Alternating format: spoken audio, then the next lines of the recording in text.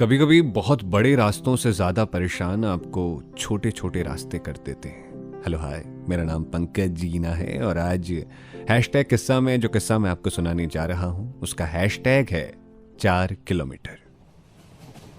मैं कुछ साल पहले धनौल्टी गया था। देहरादून तक शताब्दी से पहुंचा और फिर वहां से बाइक ले ली। 3-4 दिन का समय था तो सोचा कि पहले मसूरी चलते हैं, फिर वहीं से धनौल्टी चले जाएंगे। लेकिन शाम को मसूरी के लिए निकले तो 10 किलोमीटर तक पहुंचते ही रात हो गई। गलती से रास्ता भी शॉर्टकट वाला चुना तो एक मोड़ ऐसा आया कि हाथ नहीं सूझ रहा था। अंधेरा इतना कि सड़क कहाँ शुरू कहाँ ख़त्म है पता ही नहीं चल रहा था। मेरी बाइक की लंबाई काफ़ी ज़्यादा थी, जिसे मोड़ने के लिए कम से कम 1.25 मीटर जगह तो चाहिए ही थी। एक मोड़ लेते ही बाइक अचानक बंद हो गई और पिछला ब्रेक दबाने के बाद भी बाइक लगातार स्लिप होती रही। जाने क्या सूझा मुझे कि बाइक बिल्कुल पीछे लुढ़काने की बजाय मैंने साइड में मोड़ दी और झाड़ियों में मेरी बाइक धड़ाम से गिर गई। अब आप सोचिए, पहाड़ों पर घने अंधेरे में बिल्कुल खड़े रास्ते पर बाइक लुढ़क पड़ी है और 2 लोग कटीली झाड़ियों में गिरे पड़े। भला हो भोलेनाथ का जो मुसीबत के वक्त दिमाग को ज्यादा संयमित और बेहतर निर्णायक बनाया। मैं तुरंत उठा, बाइक उठाई, ऊपर चढ़ाई का आइडिया किनारे कर वापस लौटने का निर्णय किया और तुरंत ऑनलाइन एक गेस्ट हाउस बुक किया जो तकरीबन 6 किलोमीटर दूर था। पर बाइक तो स्टार्ट ही ना हुई। भला हो कि हेडलाइट्स बैटरी ऑपरेटेड थी। उसी के भरोसे राह ढूंढते लुढ़काते हुए गाड़ी को हम गेस्ट हाउस पहुंचे। गेस्ट हाउस में फर्स्ट एड की सुविधा नहीं थी। वहीं के एक लड़के से मैंने कहा कि बाइक ले जाए और कुछ बैंडेड्स ले आए, पर फिर बाइक ने स्टार्ट होने से ही मना कर दिया। सुबह पता चला था कि कार्बोरेटर में ढेर सारा कचरा था।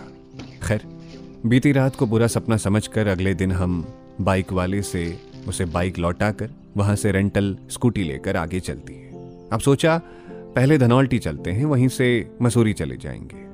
हम कोई 2:30 बजे धनौल्टी के लिए निकले और मैप की बदौलत 4:30 बजे किसी ऐसी जगह पर पहुंचे जहां रास्ता आगे बंद था और सड़क पर काम जारी था। किसी राहगीर से पूछा तो पता चला धनौल्टी अभी 18 किलोमीटर दूर है। उस दिन इस इंटरनेट वाले मैप पर बहुत प्यार आया, पर क्या करें, अंधेरा होने से पहले पहुंचने का प्रेशर अभी खाए जा रहा था। वहीं एक गडरिये ने कच्चे रास्ते का शॉर्टकट बताया। इस रास्ते से मेन रोड पर जल्दी पहुंच सकते थे। उस रास्ते पर पहुंचकर स्कूटी 15-20 की स्पीड में सरकती हुई आगे बढ़ने लगी।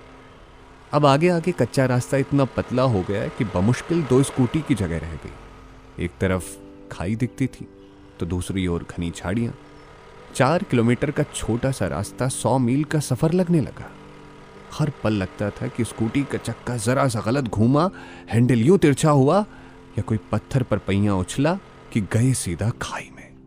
हर 5 मीटर पर आगे रास्ता कहां है दिखाई ही नहीं दे रहा था, पर फिर भी आगे बढ़ते ही घूमता हुआ जरा सा रास्ता फिर चमकने लगता था। छोटी सी ट्रिप पर होते ऐसे भयंकर एडवेंचर पर भी मैं थोड़ा सा भी टेंशन में नहीं था। हाँ, बैक सीट पर बैठा हुआ दोस्त बड़ा परेशान था और पिछली रात लगी चोट की वजह से उसका डर जरूरी भी था। पर न जाने क्यों मुझे अपनी जरा सी जिंदगी में आई सैकड़ों बाइक राइड्स में से सबसे जरूरी यही राइड लग रही थी। जरा सी गलती और सीधे खाई। इससे बेहतर और क्या हो सकता था कि गलती की गुंजाइश ही ना हो।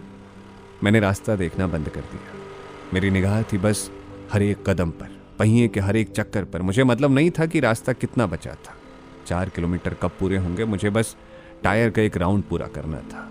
हर एक मोड़ को संभालना था जो हर 3 मिनट पे आ रहा था। मुझे नहीं सोचना था कि ऐसा कब तक होता रहेगा, कंधों पर कितना बोझ था, मुझे इस बात से कोई मतलब नहीं था। मुझे बस उस अगले मोड़ को अच्छे से काटना था। बस यही तो जिंदगी थी। साल की शुरुआत में कितना कुछ पूरा करने का सोचा था पर नहीं हो पाया था। ना सही, अब हो जाएगा। भले ही कहने को कई साल बीत गए हों, उम्र बड़ी हो, पर जिया तो मैंने हर एक दिन को है, हर एक दिन पूरी तरह से। कभी हंस के, कभी जूझ के, लेकिन हम एक बार में एक ही दिन जीते हैं। उसी पर फोकस कर उस दिन के दुर्गम मोड़ को मैंने उसी की ज़रूरत के हिसाब से काट दिया और रात होने तक हम मेन रास्ते पर आ चुके थे।